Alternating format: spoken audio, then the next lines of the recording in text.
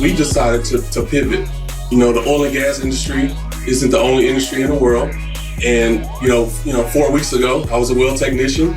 Last week, I wrote my first hit single, Quarantine Lover. And this week, I'm being interviewed by CNN. So, all this is an opportunity to pivot to something different. It's an opportunity to spread joy, love, and peace and hope. And that's what I'm trying to do.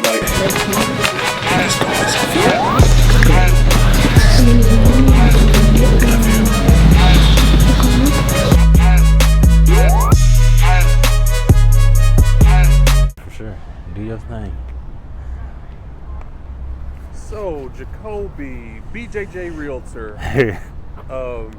is here today, and he's going to talk to us about inherited properties. So, Jacobe, how could somebody who is new to real estate, doesn't have a portfolio,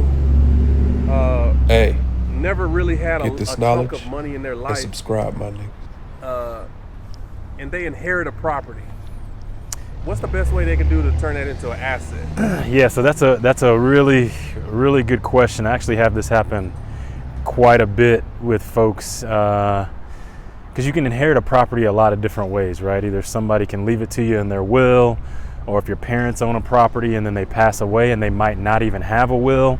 So the first thing I would say is you want to find somebody that you trust, that you can confide in, that can give you a really good plan and a strategy for how to move forward, right? And so that's the first thing you want to do. The second thing you want to do is when you inherit a property, let's say someone passes away, you need to send that, and if they don't have a will, then you're going to have to go through court. You're going to have to go through the process to get the estate probated. If they have a will, the will is going to say what's going to happen with the real estate. So if you have brothers and sisters, it's going to say, half of it goes to, brother number one and half of it goes to brother number two, or however that works. If a person doesn't have a will, it goes through a little different process. And that's why you want to work with a professional that can help you work through that. So that's why that's really important. So there's a process for the whole thing. But as we move forward, what I would say is in order to turn that property into an asset, that's exactly what you want to think of it as an asset, right? And so there's a few ways you can do that.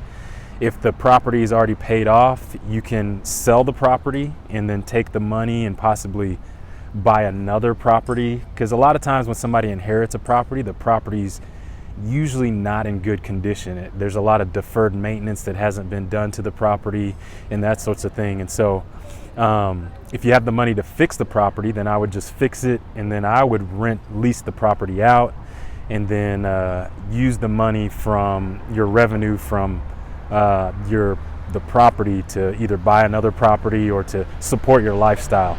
But you want to use your asset to support your lifestyle. You don't want to sell the asset and then buy depreciating assets, is what people call them, depreciating assets, which is like a car. You buy a car, a brand new car. When you drive it off the lot, you've already owe more on the car than what it's worth. But a house is the exact opposite. When you buy a house, usually the value goes up. So when you buy the house, and then the few years coming down the line, normally the value for real estate goes up. So you want to buy assets that can help you pay for your depreciating assets. And so that's the first thing I would do. If the house is ready, can be rented out and leased out, then I would go ahead and do that. If it can't be, you've got to find a way to repair the property and get it to a point where it can be leased out. And then if that can't be done, sell the property and then work on purchasing a property where you can actually do that. And so those are the key things that I would do. But the hardest part about a inherited property is negotiating between who actually has rights to sell the property, so the heirs. So most of the time, I had a situation that just happened here recently where someone's mom passed away, actually about 5 years ago. They still had to probate the property, so it had to go through the process with the city in order for them to actually get it separated from the estate, the real estate from the estate. And then come to find out, mom had a couple of marriages that she had been through. And so now, that is going to be, the property is going to be split. So if your mom passed away, you actually have rights to half of the property. And then if it's your dad or your stepdad or whoever, they have access to the other half of the property. And so you can see how that can start to get kind of messy in there. And so that's what I would do. So when you work through that process, somebody like a real estate professional is going to help you work through that. They're going to know a good attorney, probate attorney, that can help you work through that. And then you can kind of navigate through those things. So the moral of the story is, if you do happen to sell the property, don't go buy a PlayStation 5, a big screen TV, a brand new car, put some rims on it, and then rip the rims out. Yeah, don't do that. Don't do that. If you got a piece of property, call your real estate professional first. You can call me. I will give you your options.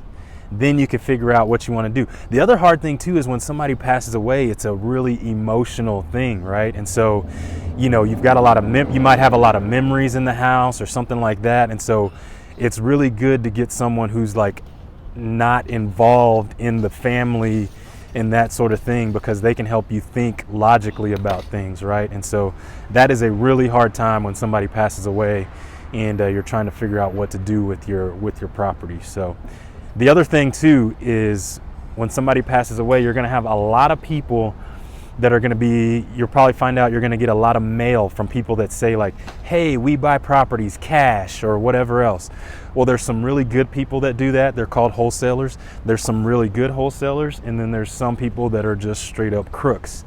And so you want to be very leery of who you're talking to whenever if you are speaking to those individuals, because there's a lot of things that they can put into a contract or something like that can take advantage of you. So that's why you want to have somebody, either a real estate professional or someone that you know and trust that has experience with real estate.